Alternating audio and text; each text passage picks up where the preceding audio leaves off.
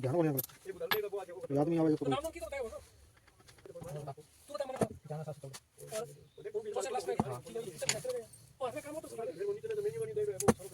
तो फिर नहीं तो बताऊंगा तो ले जाना तो ले जाते इसलिए नहीं मानते कोई नहीं ले लेगा तो देखिए बस वही की बात है मैं देखो ना को थे आपकी बात कर कहते अभी से है तो लगा दे दीजिए ठीक है मैं मान के थोड़ा थोड़ा ज्यादा कॉन्फिडेंस में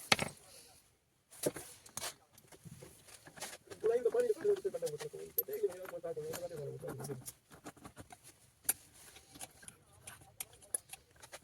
कौन खा रहा है देखो दिखाओ मुझे पूरा ये पानी